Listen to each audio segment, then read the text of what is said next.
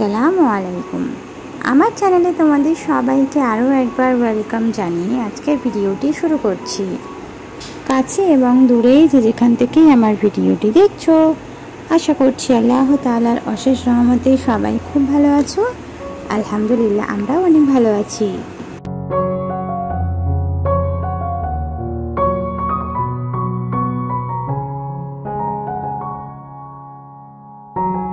তো ঈদের সময় যেমন ঘোরাফেরা খাওয়া দাওয়া, ঠিক তেমনই ঘরের গৃহিণীদের খাটনি যেন শেষ নেই। তো এই যে ঘুরতে যাচ্ছি, সাথে ভালো ভালো খাওয়া দাওয়া করছি, এই খাওয়া দাওয়ার পাশাপাশি কিন্তু আরও দ্বিগুণ কাজ বেড়ে যাচ্ছে। তো এই যে আগের দিনকে দাওয়াত খেতে গিয়েছিলাম, তোমাদের সাথে সেই ব্লগ তো শেয়ার করেছি। তো তারপরের দিনকে এসেই খাটনির আর শেষ নেই। তো যত জামা কাপড় নতুন সবগুলোকে এবারে তো কাচাকুচি করতে হবে। তো সেই জামা কাপড়গুলো নিয়েই আজকের ব্লগটা স্টার্ট করলাম।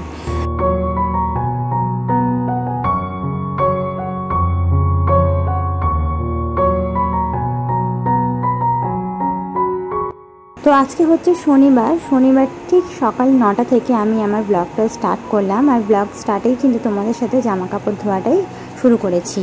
তো সকালবেলায় উঠেই আমি আগে ঘরটা ঝাড়ু দিয়ে নিয়েছি। তারপরে এই যে আগে জামা কাপড়গুলো ধুয়ে ছাদের মধ্যে মেলে দিলাম, কারণ বেশিক্ষণ আমি জামা কাপড় ছাদে রাখবো না। এগুলো সব নতুন কাপড়, জাস্ট 5 থেকে 10 থেকে 15 মিনিটের মতো।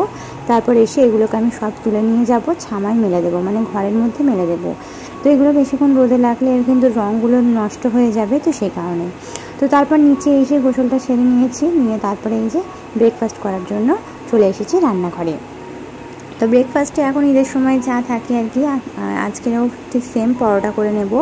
আর আজকের মা বললেন যে চা দিয়ে খাবেন, তো সেমাই খাবেন না, মানে সেমাইটা খাবে ঠিক 11টা-12টা, মানে 11টা নাগাদ খাবেন। তো এখন যেহেতু 9টার মতো বাজে, তো এখন আর খাবে না। হ্যাঁ, তো এখন আমি চা করেছি সিম্পল, আর এই যে একটু পরোটা সেঁকে নেব, নিলেই কিন্তু আমাদের সকালের ব্রেকফাস্টটা আপাতত খাওয়া হয়ে যাবে।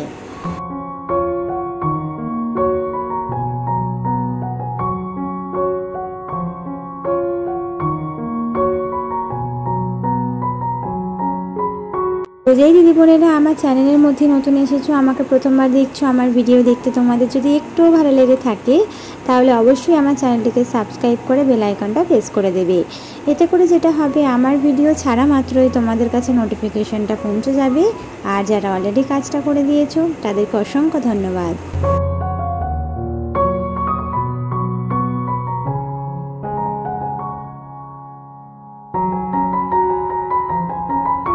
তো এর আগে তোমাদের সঙ্গে মানে ঈদের দিনের পরোটা ভাজাটা শেয়ার করেছিলাম, একেবারে ছ্যাঁকা তেলে পরোটা ভেজেছিলাম। তো সেটা শুনে আমার এক দিদিবোন আমাকে কমেন্ট করেছিলেন যে এত তেলে কি কেউ পরোটা ভাজে। তো এটা কিন্তু আমার শাশুড়ি মায়ের কাছ থেকেই শেখা, যে পরোটাও কিন্তু লুচির মতো ছ্যাঁকা তেলে ভাজা যায়, এতেও কিন্তু স্বাদ ভালো হয়। তো সে কারণে ওইভাবে ভাজা করেছিলাম। তো আমি কিন্তু বেসিক্যালি এইভাবে চাটুর মধ্যে অল্প অল্প করে তেল দিয়েই ভাজা করি। মাঝে মধ্যে যখন খুব বেশি একটু ভালো লাগে তো ওইভাবে ভাজা করে থাকি। তো ঈদের দিনকেই ভাজা করেছিলাম। তারপর থেকে যতবারই পরোটা ভেজেছি আমি কিন্তু এই চাটুর মধ্যে অল্প অল্প করে তেল দিয়েই ভাজা করেছি।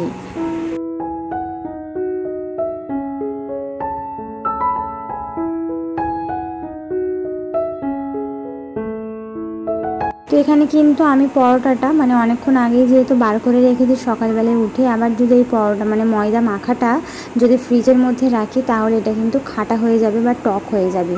তোমরা এটা করতে পারো যে যারা ময়দা মেখে ফ্রিজের মধ্যে 2 থেকে 3 দিন রেখে দাও, দেখবে একটা টক বা খাটা খাটা ভাব এসে যায়। তো সেটা থেকে বাঁচার জন্য কিন্তু তোমরা চাইলে পরোটাকে ফ্রোজেন করে রাখতে পারো। তার জন্য কিন্তু পরোটাকে আধ ভাজা করে নেবে। আধ ভাজা মানে এপিট ওপিট দুপিট জাস্ট লো মিডিয়াম ফ্লেমে জাস্ট একটুখানি 10 থেকে 15 সেকেন্ডের মতো সেঁকে নেবে। নিয়ে ওটাকে ঠান্ডা করে ফ্রিজের মধ্যে তুমি 10 থেকে 15 দিন রাখলেও কিচ্ছু হবে না। আর আমার মনে হয় ময়দা মেখে রাখার থেকে ফ্রোজেন করে রাখলে অনেক বেশি সুবিধা হবে। তাহলে কিন্তু বেলার ঝামেলাটাও থাকবে না, জাস্ট বার করবে, গরম গরম চাটুর মধ্যে ফেলবে, অল্প অল্প করে তেল দেবে আর ভেজে নেবে। তো আমার কিন্তু এই জিনিসটাই হয়েছিল। আমরা যেহেতু 3 জনে 3টে পরোটা খাবো, আর তারপরে কিন্তু 3টে পরোটা বেঁচে গিয়েছিল। তো সেটা আর অমনি রাখলাম না, আমি কি করলাম সেটাকে ফ্রোজেন করে ফ্রিজের মধ্যে রাখবো। জাস্ট এপিট ওপিট দুপিট সেঁকবো, যেন কাঁচা ভাবটা চলে যায়। তুমি দেখলে বুঝতে পারবে যে পরোটা থেকে একটা কাঁচা ভাবটা চলে গেছে, কালারটা চেঞ্জ হয়ে গেছে। ব্যাস এপিট ওপিট দুপিট 10 সেকেন্ড করে একটু সেঁকে নেবে, নিয়ে তারপর তুলে নেবে। ব্যাস হয়ে যাবে তোমার ফ্রোজেন পরোটা। এটাকে ঠান্ডা করে রাখবে, গরম অবস্থায় রাখবে না। ঠান্ডা হয়ে গেলে একটা কন্টেনারে তুমি পেপার বিছিয়ে পরোটাগুলো রেখে ওপর থেকে একটা পেপার দিয়ে তারপরে কিন্তু এয়ার টাইট কন্টেনারে 10-15 দিনের মতো স্টোর করতে পারবে।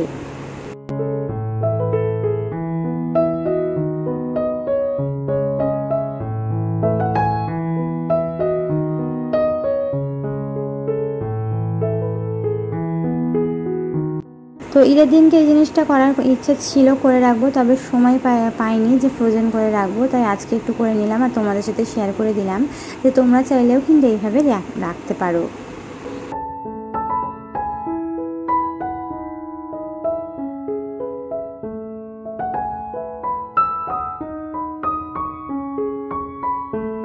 এই যে ব্রেকফাস্ট করতে বসেছি, মেয়ে আমার উঠে হাজির। তো মেয়ে এখানে বসে পড়েছে। তো আমার এক দিদি বোন আমার কাছ থেকে জানতে চেয়েছেন যে আমি আমার মেয়েকে কিভাবে খাওয়া দাওয়া শিখিয়েছি, মানে সব রকম খাবার কিভাবে শিখিয়েছি। তো উনি খুব আগ্রহের সঙ্গে আমার কাছ থেকে জানতে চেয়েছেন, যেহেতু উনি ভিডিওর মাধ্যমে হয়তো দেখেন যে আমি টুকিটাকি ওকে সব রকমই খাওয়াই। মানে আমার বাড়িতে যে ভাত তরকারি রান্না হয় আমি কিন্তু বেসিক্যালি ওকে সেটাই খাওয়াই, ওর জন্য কিন্তু আর আলাদাভাবে কোনো তরি তরকারি বা খিচুড়ি এগুলো বানাই না। তবে হ্যাঁ, ব্রেকফাস্টের ক্ষেত্রে সকাল দিকে আমি সুজিটা খাওয়াতে পারি, বা সন্ধ্যের পরে কিন্তু ওকে সুজি আমি রান্না করে দিই। সাথে তোর ফর্মুলা মিল্ক, মানে ও তো বোতলের দুধটা তো খাই, তার সঙ্গে মুড়ি গুঁড়ো অ্যাড করে ওকে আমি খাওয়াই। আর সেই সাথে কিন্তু ঘরে যা রান্না করি সেই রান্নার তরকারিটাই কিন্তু ওকে আমি খাওয়াই। ভাতটা মানে নর্মালি বাড়িতে যে ভাত রান্না করি সেই ভাতটাই কিন্তু হাতের সাহায্যে যতটুকু মাখানো যায় চটকে সেইভাবেই ওকে আমি খাওয়াই। তো ছোটো থেকেই আমি ওকে এই অভ্যাসটাই করিয়েছি যে আলাদাভাবে ওর জন্য রান্না করেছি, আমি করিনি এমনটা নয়। ওর জন্য কিন্তু খিচুড়িটা আমি ম্যাক্সিমাম 1 বছরের মতো ওকে আমি খাইয়েছি, মানে 11 থেকে 12 মাস পর্যন্ত। তারপর থেকেই 3-4 মাস হলো আমি আর ওকে খাওয়াচ্ছি না, ওকে আমি ঘরের ভাত তরকারি খাওয়াই। তো ওকে খিচুড়ি খাওয়ানোর পাশাপাশি কিন্তু অল্প অল্প করে আমরা যখন খাওয়া দাওয়া করতে বসতাম অল্প অল্প করে ওকে না খেতে বসলে গালে গালে দিতাম। মানে আমি যে ভাত খাচ্ছি হয়তো ওকে একটুখানি সাদা শুকনো ভাত গালে 2 বা 4টে ওকে গালে দিলাম, বা হয়তো একটু আলু দিয়ে মেখে দিলাম। তো এইভাবে কিন্তু দিতে দিতে না ওরা একটা শিখে গেছে, অভ্যেস হয়ে গেছে। তো তুমি এটা করতে পারো, তুমি ওকে যেভাবে খিচুড়ি পেট ভরে খাওয়াচ্ছ খাওয়াও, আলাদাভাবে ওকে যে রান্না করে খাওয়াচ্ছ খাওয়াও বাবুকে, মানে তোমার ছেলের কথা বলছে, খাওয়াচ্ছ খাওয়াও। তার পাশাপাশি তুমি যখন নিজে খেতে বসছো, ও যদি তোমার কাছে এসে খেতে চাই বা তোমার কাছে এসে বসে, তাহলে কিন্তু তুমি চাইলে ওকে তোমার হাতাহাতি পাশাপাশি একটু ভাত টিপে দিতে পারো, বা ভাতের সঙ্গে আলু চটকে বা আলুটাকে ধুয়ে নেবে, নিয়ে চটকে দিতে পারো। এইভাবে দিতে দিতে দেখবে অভ্যেস হয়ে গেছে। তারপর আলু ধুতে তারপর একদিন যে দেখবে যে আলু ধোবে না, এমনি ভাতের মধ্যে কুচে নিয়ে তারপর দেবে, তারপর আলু আর ধোয়ার দরকার নেই। এইভাবে দিতে দিতে কিন্তু অভ্যেস হয়ে যাবে। আশা করছি আমার দিদিবোন বুঝতে পেরেছে যে কীভাবে আমি আমার মেয়েকে খাওয়ানোটা শিখিয়েছি। আর তোমার যদি ভিডিওটা একটু হেল্পফুল বলে মনে হয় অবশ্যই আমাকে কমেন্ট বক্সে এসে জানাবে।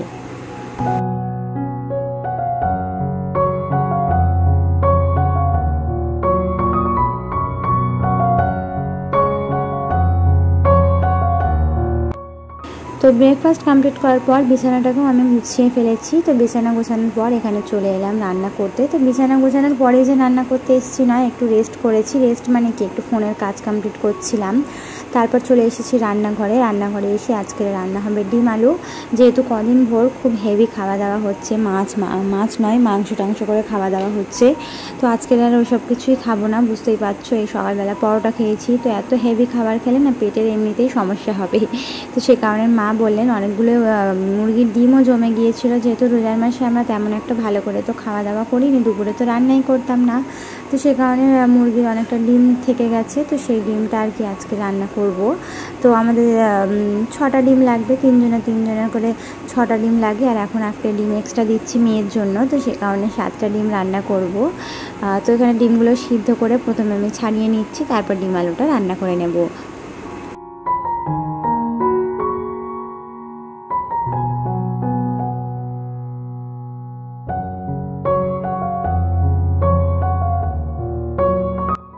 ভিডিওটা দেখতে দেখতে ভিডিওর কোনো অংশ ভালো লাগলে প্লিজ একটা লাইক করতে ভুলবে না। তোমাদের একটা লাইক পরবর্তীতে এই ভিডিওটা আমার অনেক দিদি বোনেদের কাছে পৌঁছে যেতে সাহায্য করবে।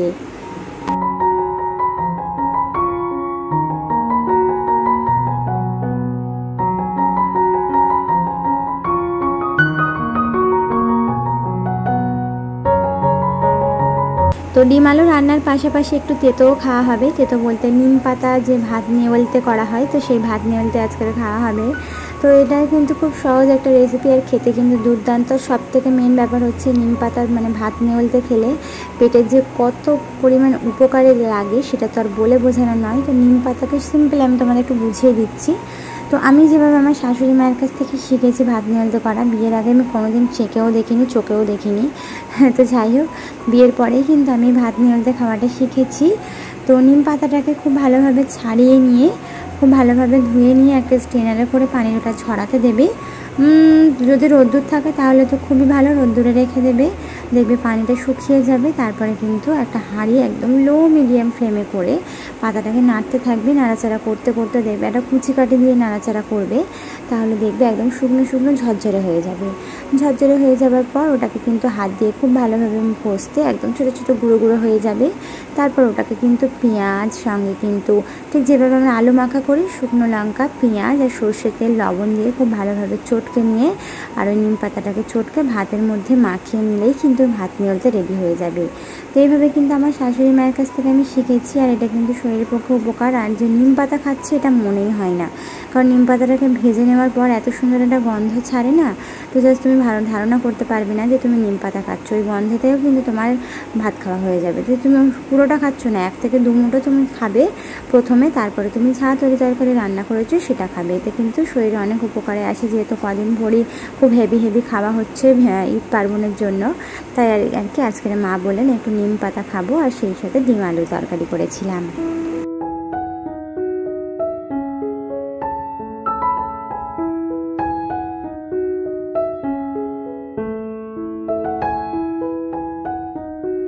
তোমাদের সাথে গল্প করতে করতে আমার কিন্তু ওদিকে রান্নাবান্না অলমোস্ট কমপ্লিট হয়ে গেছে। তরকারিটাও বসিয়ে একদম কমপ্লিট করে দিয়ে এলাম। এখানে কিন্তু এসে ঘরটা মুছে নিচ্ছে, নিয়ে হাঁড়ি পাতিলগুলো সব তুলে দেবো, দিয়ে তারপরে চলে যাব যা রান্না শেষে একটু থালাবাটি বেরিয়েছে সেগুলোকে ধুয়ে নেব, নিয়ে মুখ হাত পাটা ধুয়ে নেব, নিয়ে তারপর খাওয়া দাওয়া করতে বসে পড়বো।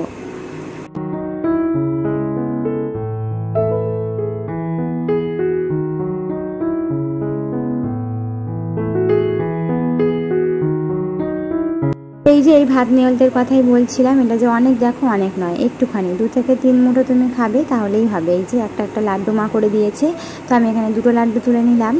তো এটা কাঁচা পেঁয়াজ আর শুকনো লঙ্কা পোড়ানো, আর সাথে স্বাদ মতো লবণ, সর্ষে তেল দিয়ে মাখা। তো এটা খাওয়ার পরে এই যে বসে পড়েছি ডিম আলুর তরকারি দিয়ে ভাত খেতে। তো এখানে মেয়েকে প্রথমে আমি খাইয়ে দেবো, আর এখানে হাজবেন্ড, শাশুড়ি মা সবাই খেতে বসে গেছে। তো আমি মেয়েকে খাইয়ে দিয়ে তারপর আমি খাবো।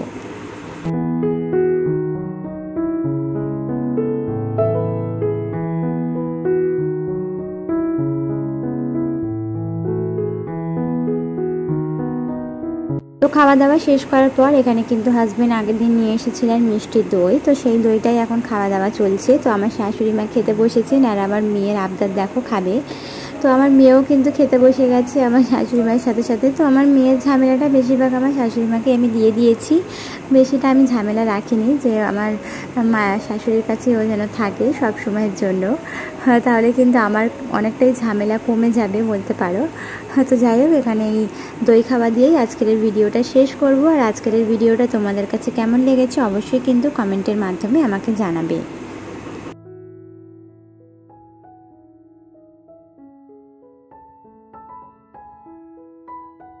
তো আজকের ভিডিওটা এ পর্যন্তই ছিল। আশা করছি পরবর্তী ভিডিও পর্যন্ত তোমরা সবাই সুস্থ থাকবে, ভালো থাকবে। আল্লাহ হাফিজ, আসসালামু আলাইকুম।